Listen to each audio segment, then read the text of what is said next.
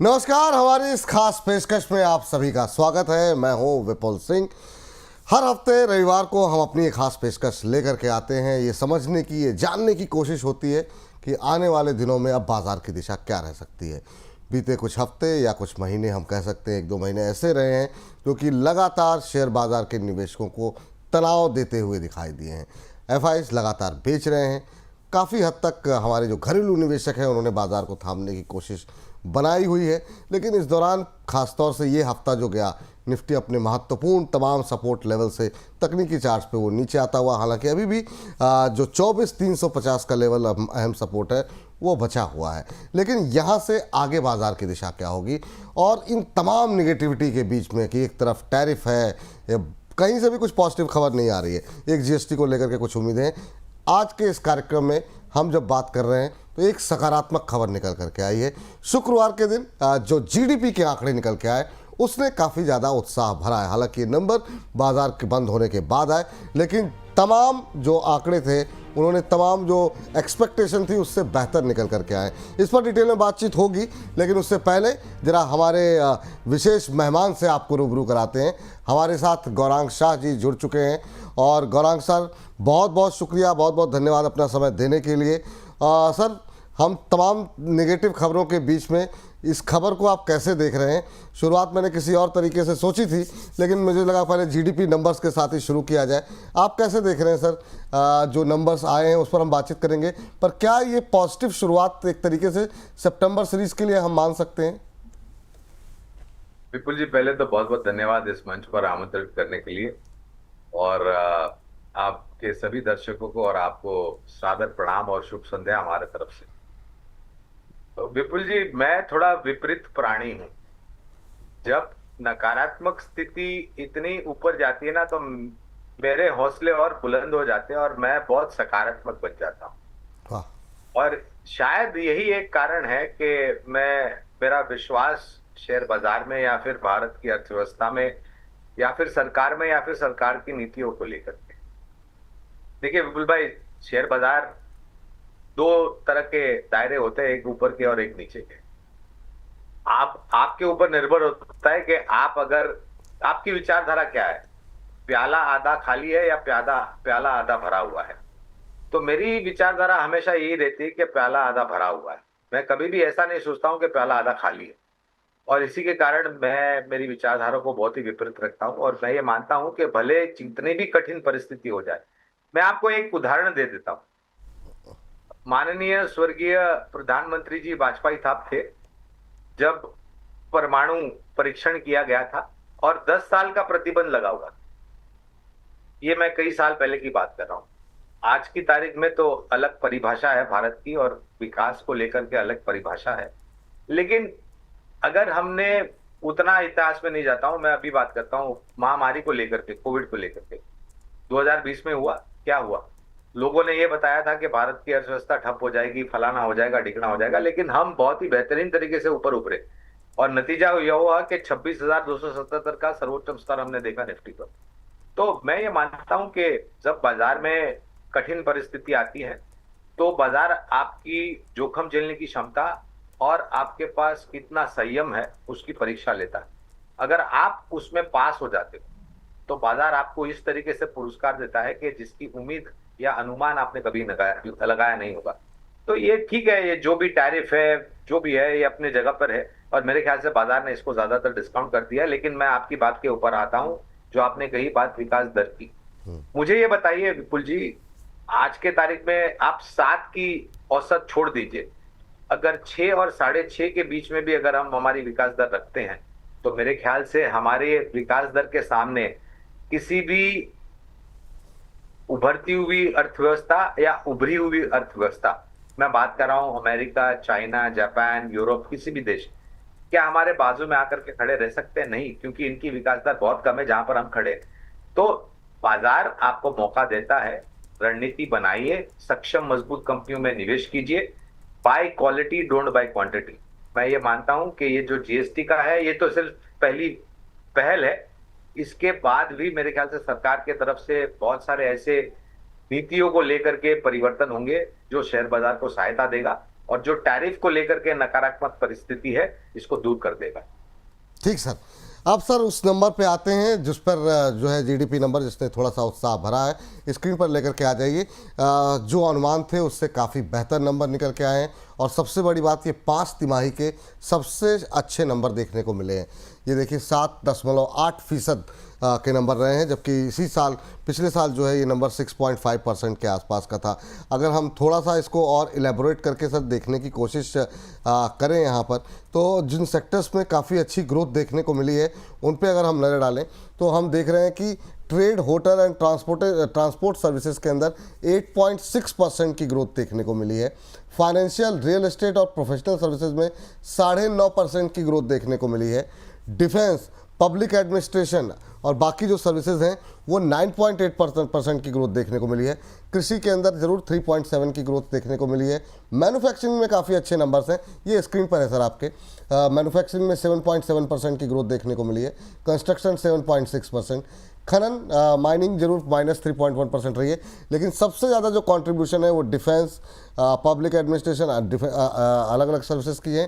Financial sector, real estate sector ने काफ़ी अच्छा परफॉर्म किया है। ट्रेड, होटल, ट्रांसपोर्टेशन सर्विसेज ने काफ़ी अच्छा परफॉर्म किया। ये नंबर क्या, कितना पॉजिटिव सरप्राइज आप इसमें देख रहे हैं सर? क्योंकि ये शायद आपने ये इमेजिन किया था सर ये नंबर देखने को मिलेंगे?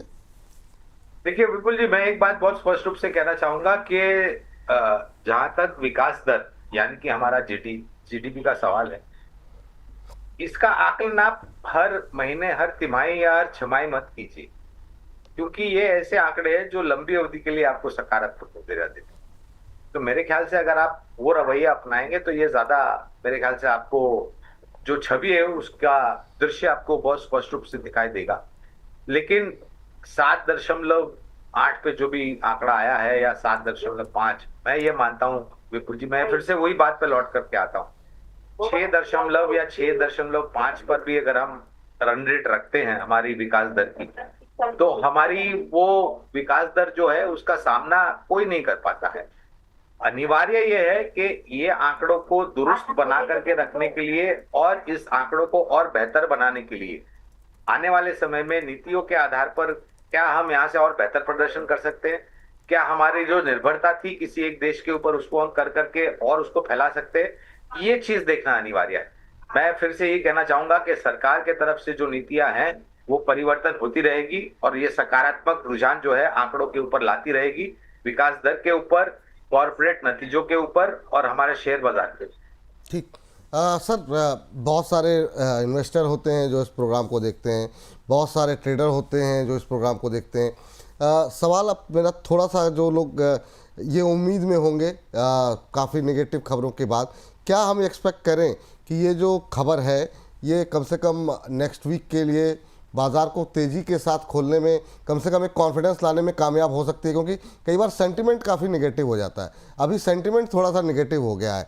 लॉन्ग टर्म के लिए आप बिल्कुल सही कह रहे हैं, लेकिन अभी शॉर्ट टर्म में बहुत लोग निराश होकर के, रोज़ हमारे पास मैसेजेस आ रहे हैं, हम लोग लाइव शो करते हैं जब दिन डेली जो है, अभी उनके लिए क्या कुछ कहना चाहेंगे?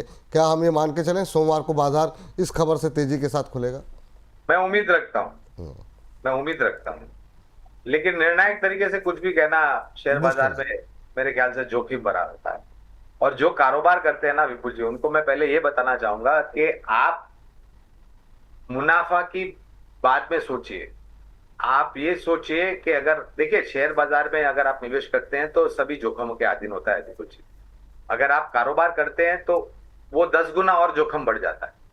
तो आपके पास जोखिम झेलने की क्षमता कितनी? ऐसा नहीं है कि आपने छोटी अवधि में सौदे लिखे और आपको मुनाफा देकर के जाएगा। संभव है कि आपको नुकसान भी करके जाएगा और नुकसान होने की संभावना ज्यादा है, मुनाफा होने की संभावना कम है इस प्रकार के माहौल में।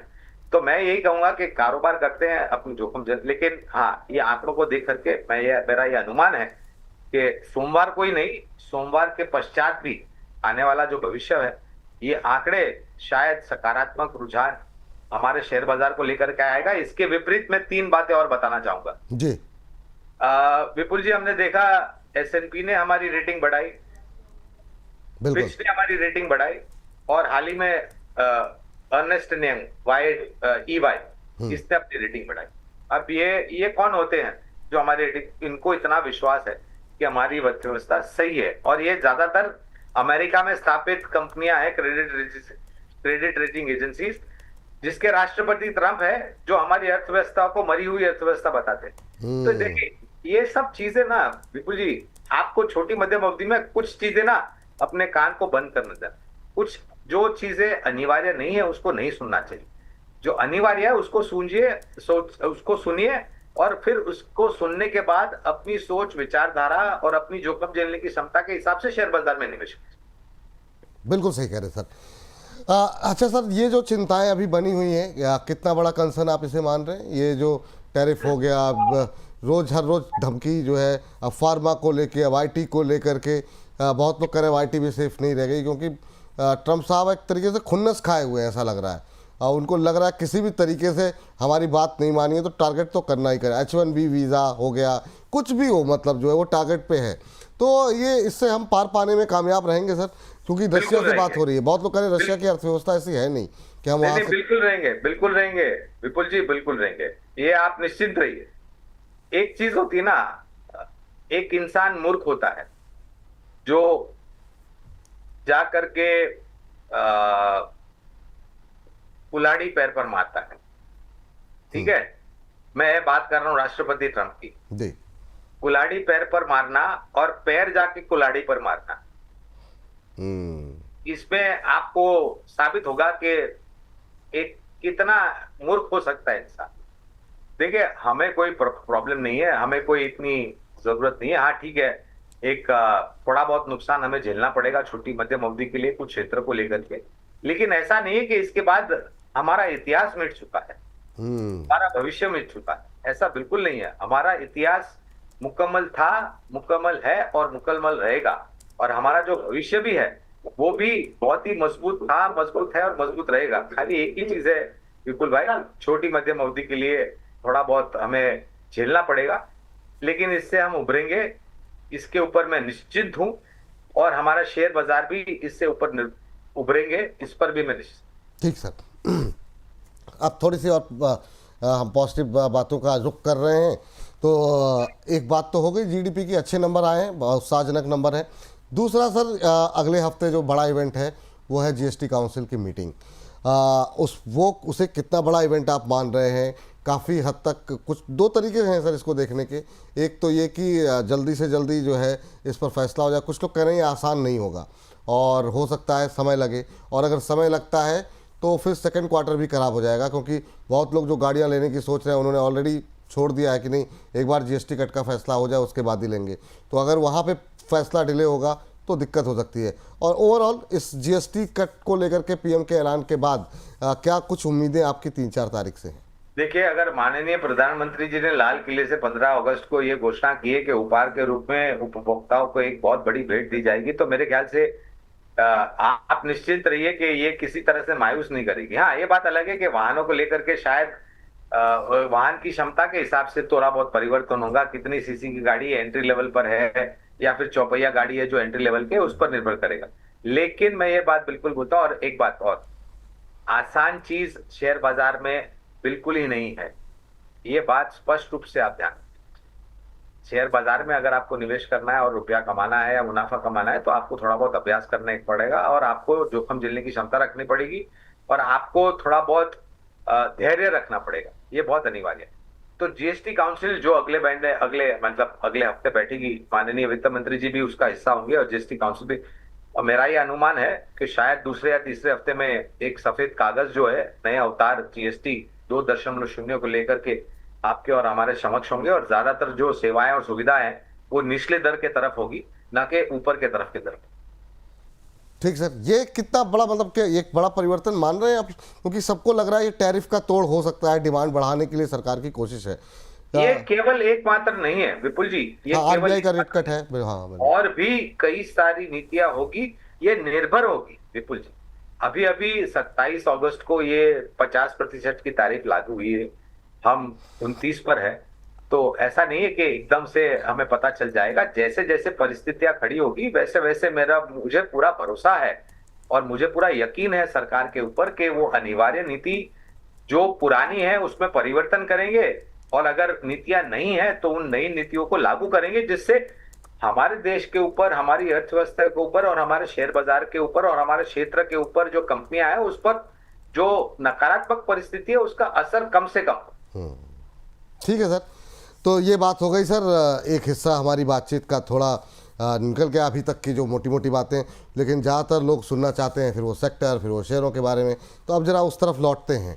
आ, कई दिनों से हम बात कर रहे हैं कंजम्पशन चीज़ को लेकर के, आपसे भी पहले बात हुई सर। अब चूंकि जीएसटी कट होने जा रहा है, बहुत सारी थीम अभी से चलने लगी है। शुक्रवार के सत्र में हमने देखा कि बहुत सारे जूतों से जुड़ी हुई कंपनियां भागने लगी।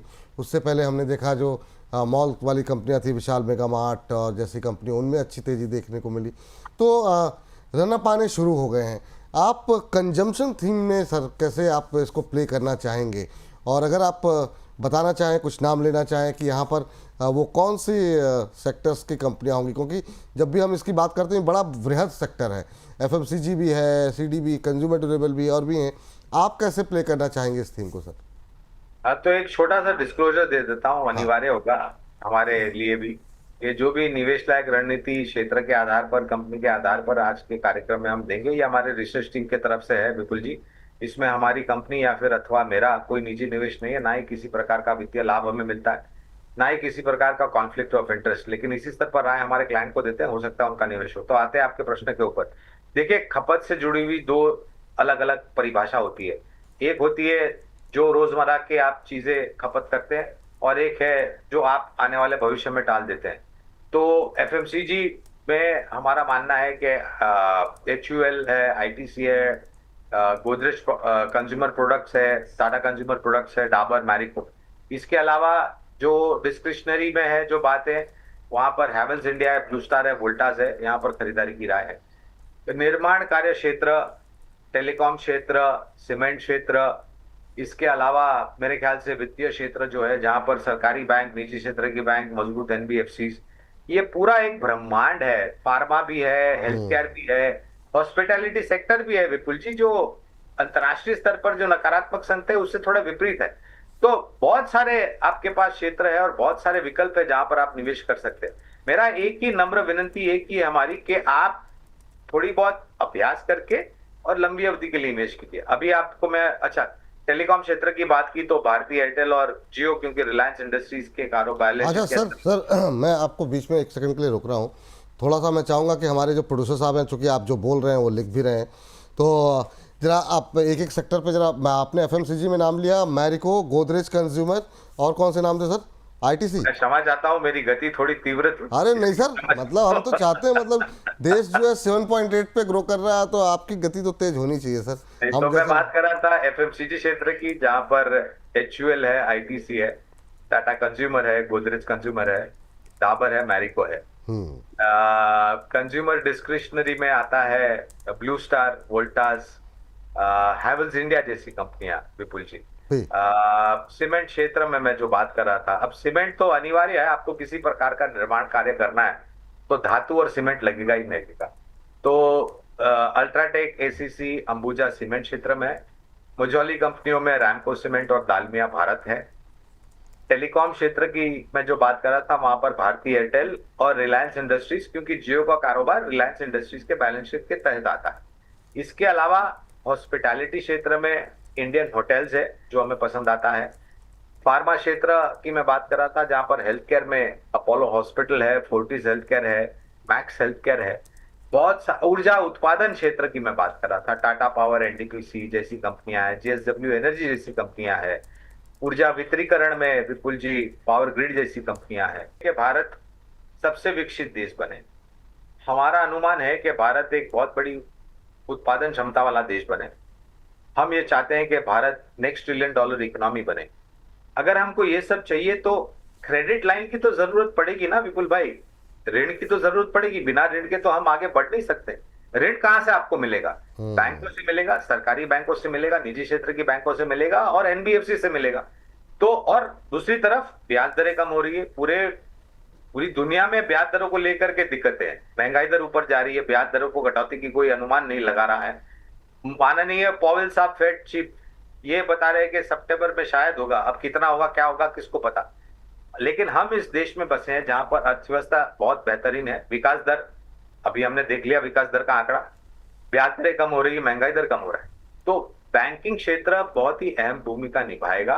और हमें लग रहा है कि थोड़ी बहुत दिक्कतें नतीजों को लेकर के छोटी अवधि के लिए हो सकती है, लेकिन लंबी अवधि के लिए बैंकिंग सेक्टर आपका पोर्टफोलियो का बहुत ही महत्वपूर्ण अंग होना चाहिए, ये मेरी राय है। हाँ, बैंकों में अगर फोकस करना हो तो आपने जैसे कई नाम लिए अलग अलग क्षेत्रों में, बैंकों में आपके पसंदीदा बैंक कौन से होंगे सर? दो तीन नाम दे देता हूं आपके दर्शकों की सहूलियत के लिए और समझदारी के लिए। जी। सरकारी बैंकों में स्टेट बैंक ऑफ इंडिया और इंडियन बैंक। निजी क्षेत्र बैंक में दिग्गजों में एचडीएफसी बैंक और आईसीआईसी बैंक। निजी क्षेत्र बैंक में अगर कुछ छोटी मझौली बैंक पर ध्यान देना है तो फेडरल बैंक है, सिटी यूनियन बैंक है और आईडीएफसी फर्स्ट बैंक। इसके अलावा कोटक महिंद्रा बैंक है, जहां पर हमें लग रहा है कि बहुत बड़ा परिवर्तन आने वाले भविष्य में हो सकता है। ये सेंटिमेंट इतना नेगेटिव क्यों हुआ? अभी भी आप देखिए ना, बैंक निफ्टी जो है वो ज़्यादा बड़ा कंसर्न हो गया है निफ्टी के लिए। तो ये चिंता कौन सी है, कितनी बड़ी चिंता आपको दिखाई दे? क्योंकि रिजल्ट्स में इस बार कुछ एक कंसर्न दिखाई दिए हैं, वो लोगों को काफी परेशान कर रहे हैं। आपका व्यू क्या है सर? विपुल भाई, एक तिमाही के नतीजे का नकारात्मक होना कोई कारण नहीं होना चाहिए लंबी अवधि के निवेश में कोई बड़ा परिवर्तन करने के। और जैसे मैंने बताया, शेयर बाजार में जब परिस्थिति थोड़ी मायूसी जनक होती है, नकारात्मक होती है, तो मैं बहुत ही सकारात्मक हो जाता हूं। उसी तर्क के आधार पर जब बैंकिंग क्षेत्र में इतनी नकारात्मक परिस्थिति है तो मैं बहुत सकारात्मक। ठीक है सर। चलिए, ये बात तो हो गई बैंकों को लेकर के। एक और सेक्टर जिसपे बहुत खबरें हैं वो है डिफेंस को लेकर के। सर, डिफेंस में काफ़ी सारी चीज़ें हो रही हैं, हर दूसरे चौथे दिन लगता है अब ये ख़त्म हो गया, फिर नई खबरें आती हैं। यहाँ से ऑर्डर हो गए, अभी 70,000 के करोड़ में के ऑर्डर जो है वो मिले हैं। इसके अलावा एचएल को लगातार ऑर्डर मिल रहे हैं। तो एक पक्ष ये कह रहे हैं बहुत महंगे हो गए हैं, एक पक्ष ये कह रहा है कि नहीं, अब तो ऊपर से काफ़ी करेक्शन आ गया है। रिटेलर समझ नहीं पा रहा है कि क्या, उसको तो पी वगैरह वो लोग देख नहीं पा रहे हैं, समझ नहीं पा रहे हैं। तो उनके लिए क्या सलाह रहेगी डिफेंस को लेकर के सर अभी? पहले बात तो यह है कि अगर आप रक्षा क्षेत्र से जुड़ी हुई किसी भी कंपनी में निवेश करते हैं, आपका नजरिया मेरे हिसाब से, और मेरी नम्र विनती है कि कम से कम 3 से 5 साल का नजरिया रखते हैं। ये क्यों? क्योंकि डिफेंस कंपनी को जो ऑर्डर, देखिए विपुल भाई, ऐसा नहीं है कि रक्षा क्षेत्र में अगर आपको किसी का ऑर्डर मिल गया पनडुब्बी बनाने का या कोई जहाज बनाने का या फिर लड़ाकू विमान बनाने का, तो ये क्षेत्र ऐसा है कि आज ऑर्डर मिला और कल बनेगा, ऐसा नहीं है विपुल भाई। High technology, high precision, complex engineering product होते हैं।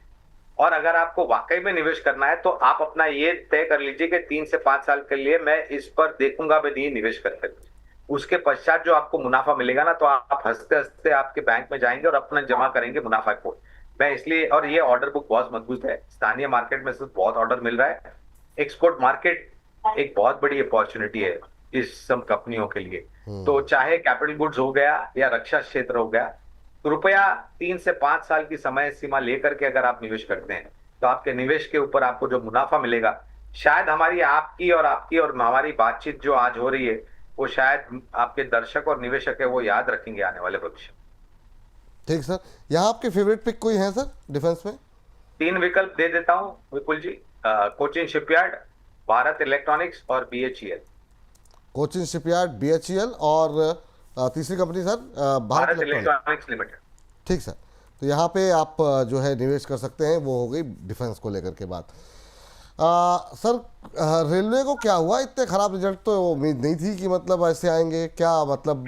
क्योंकि हम तो जो लोग देख रहे हैं लगातार ऑर्डर पे ऑर्डर आ रहे हैं, लेकिन रिजल्ट्स वो कहीं दिखाई नहीं दिए।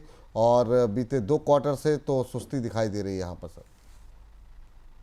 देखिए, फिर से मैं वही बात पर लौट के आते हैं, 1-2 तिमाही में निराशा हो सकती है, इसमें कोई बड़ी आश्चर्य की बात नहीं। लेकिन आप देख लीजिए विपुल भाई, कभी हमने सोचा था कि वंदे भारत नाम की एक ट्रेन रेल पटरी पर दौड़ेगी? कभी हमने सोचा था कि मुंबई अहमदाबाद मुंबई की बुलेट ट्रेन का जो ढांचा तैयार हो रहा है वो हमने वास्तविकता में देखने मिलेगा? कभी हमने सोचा था कि रेलवे स्टेशन की जो आधुनिकीकरण हो रहा है वो हमें देखने मिलेगा? कभी हमने सोचा था कि जो लास्ट माइल कनेक्टिविटी है, जो परिवर्तन हो रहा है, वो हमें देखने में, ये हमें कभी सोचा नहीं था। भारतीय रेल की जो छवि बदल रही है, ये वास्तविकता में बहुत बड़ा परिवर्तन है। अब ऐसा नहीं है कि 3-6 महीने में आपको ये परिवर्तन दिखाई देगा, इसके लिए समय लगेगा। और मेरा मानना है कि भारतीय रेल से जुड़ी हुई जो सरकारी कंपनियां हैं या निजी क्षेत्र की कंपनियां हैं, ये आने वाले भविष्य में ऑर्डर बुक के आधार पर बहुत बेहतरीन आंकड़ों को लेकर के प्रदर्शन करेगी। तिमाही नतीजे हो, छमाही नतीजे हो या फिर साल 10 साल नतीजे। ठीक सर। सर, रेलवे में किस तरफ ज़्यादा फोकस करना चाहिए? कुछ कंपनियां जो फाइनेंस कर रही हैं, आईआरएफसी जैसी, या जो काम कर रही हैं, आरबीएनएल है, टीटागढ़ है, बीएमएल में आपका आपने बोला अभी जिक्र किया था, ये यहाँ पे कुछ है कंपनियां जो आपको ज़्यादा बेहतर ज़्यादा लग रही हैं? विपुल जी, मैं पक्षपात तो नहीं करूंगा, लेकिन देखिए, सभी कंपनी का एक किरदार होता है निभाने। अगर रेलवे कंपनियां विस्तार कर रही है तो रेलवे फाइनेंस कंपनी की भी जरूरत पड़ेगी। अगर पटरियों का आधुनिकरण हो रहा है तो उन सब कंपनियों की जरूरत पड़ेगी। रेलवे कोचेस, पहले जिस प्रकार के रेलवे कोचेस थे और आज जो आधुनिकरण रेलवे कोचेस है, आप देख लीजिए, आपने भी प्रवास किया होगा, मैंने भी प्रवास किया है, बिल्कुल। तो ये एक बदलती हुई छवि है। तो आपको, मैं ये नहीं मानता कि आपको किसी एक क्षेत्र पर ज्यादा ध्यान देना चाहिए, पक्षपात किसी पर नहीं रखना चाहिए, संतुलन बना करके आपको निवेश करना चाहिए। ठीक है, सब संतुलन बना करके निवेश करने की सलाह यहाँ पर दी गई है। ये बात हो गई सर रेलवे को लेकर के। अब सर, अगर हम बातचीत करें पावर को लेकर के, पावर में भी चूँकि इतना बड़ा क्षेत्र है, डिस्ट्रीब्यूशन अलग है, फाइनेंस कंपनियाँ अलग हैं, उसमें कुछ एक कंपनियां डिस्ट्रीब्यूशन कंपनियां अलग है। अब यहाँ पर कुछ एक डिस्ट्रीब्यूशन कंपनियां, वो हमने देखा कि अब तो 52 वीक लो पे आरईसी पीएफसी आ गए। आरईसी का आज नया 52 वीक लो फ्राइडे के अंदर माफ़ कीजिएगा हमने देखा था बनता हुआ। अब क्या करें पावर को लेकर के?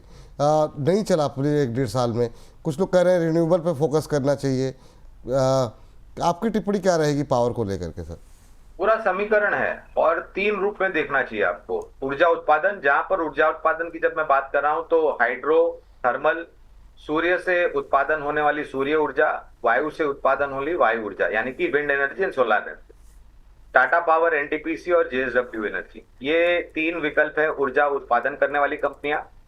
ऊर्जा वितरीकरण करने वाली कंपनियों में पावर ग्रिड पर हमारी खरीदारी की राय है, और ऊर्जा आधुनिक उपकरण बनाने वाली कंपनियां, वहां पर नाम आता है केईसी इंटरनेशनल। ये एक छोटी Majholi capital goods engineering company है, और मैं ये मानता हूं कि आने वाले 3 से 5 सालों में जिस प्रकार से ऊर्जा उत्पादन में वृद्धि हो रही है, इन सब कंपनियों को फायदा होगा। टाटा पावर, जेएसडब्ल्यू एनर्जी, आपने उत्पादन करने वाली कंपनियों में और किसका नाम लिया सर? NTPC, NTPC. ऊर्जा वितरीकरण में पावर ग्रिड जी, और ऊर्जा उपकरण में केईसी इंटरनेशनल। ठीक सर। तो ये वो कंपनियां हैं, Tata power, JSW energy, NTPC, KEC international, power grid, जो कि पावर सेक्टर को जो है और ज़्यादा मजबूती, पावर जो है, ऊर्जा जो है वो देती हुई दिखाई दे सकती हैं। अच्छा, एक महत्वपूर्ण सवाल सर, अभी के जो माहौल देखने को मिल रहा है, इनमें वो कुछ एक सेक्टर ऐसे हैं क्या जिनको आपको लगता है कि अब पोर्टफोलियो से कुछ दिन के लिए दूर कर देना चाहिए? क्या उनमें क्या आईटी है, या फिर आपको लगता है नहीं आईटी पिट चुका है, अब अच्छी वैल्यूएशन पे है? और वो कौन से सेक्टर हैं जो आप दूर करना चाहेंगे, और आईटी उनमें है या नहीं? देखिए, मैं नहीं विपुल जी, ये निर्भर करता है कि आपकी विचारधारा क्या है। लंबी अवधि के लिए अगर आईटी में निवेश है तो बने रहे, लेकिन textile, James and jewellery, fisheries, यहाँ पर थोड़ी शायद थोड़ी गंभीरता हो सकती है, जिस प्रकार से टैरिफ अमेरिका ने लगाया इन क्षेत्र के ऊपर। जी, ठीक है सर, लेकिन दूरी कहाँ, मतलब कोई ऐसा सेक्टर है जो आपको लगता है कि जैसे जेम्स एंड ज्वेलरी है, जैसे टेक्सटाइल है, जो अब टैरिफ की बात आ गई है, तो कई जगहों पर तो अब सरकार की तरफ से कोशिशें हो रही है। हमने देखा थर्सडे के सेशन में रिकवरी भी कुछ एक शेयरों में रही, लेकिन आपकी सलाह क्या रहेगी?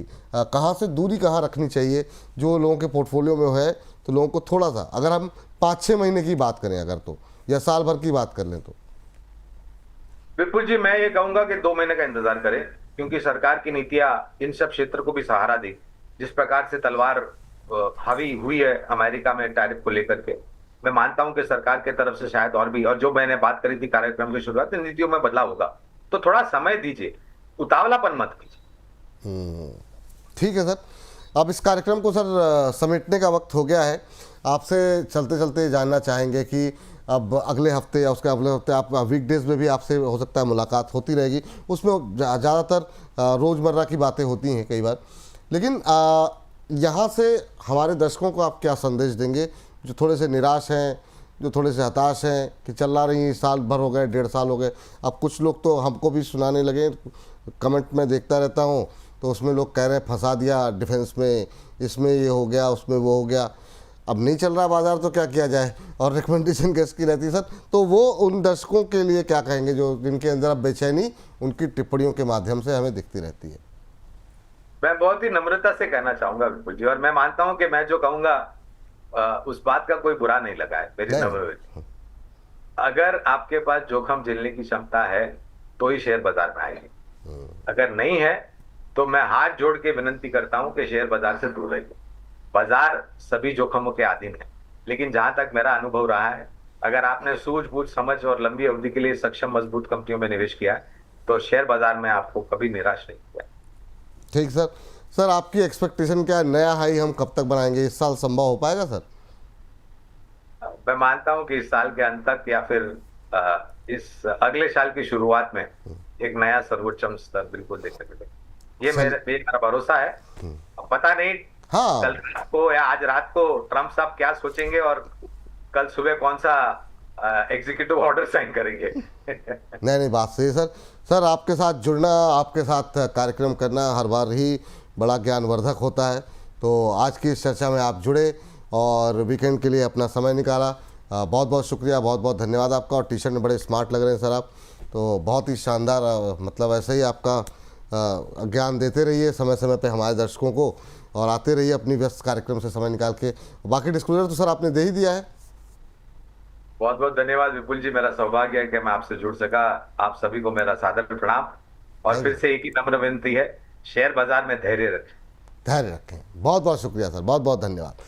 तो ये वो तमाम सेक्टर शेयरों पे बातचीत हो गई जो कि अच्छे लग रहे हैं, खासतौर से कंजम्पशन शेयरों पे जो है आपको फोकस करना है।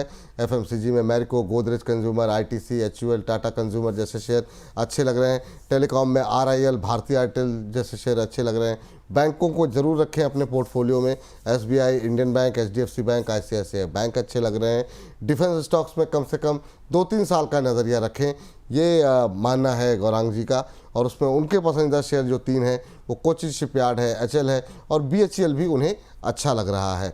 रक्षा क्षेत्र में बीएल भी उनका भी जिक्र उन्होंने किया। तो ये जो है वो शेयर हैं जो कि रखने चाहिए। आईटी क्षेत्र में अगर आप फंसे हुए हैं तो लॉन्ग टर्म का नज़रिया है तो बने रहें, ये यहाँ पर राय निकल करके आती हुई। पावर में एक लंबी फहरिस्त है आपको उन्होंने बताई है, चाहे वो एनटीपीसी हो, चाहे वो केसी इंटरनेशनल हो, इन सब नामों को अपने पोर्टफोलियो में आप रख सकते हैं। मुझे इजाज़त दीजिए, उम्मीद करते हैं इसी उम्मीद के साथ कि ये हफ्ता, खासतौर से सोमवार को बाजार तेज खुलने की उम्मीद हम जता रहे हैं, जिस तरह के नंबर जीडीपी के आए हैं। अगला हफ्ता इसलिए भी महत्वपूर्ण है, जीएसटी काउंसिल की बैठक है।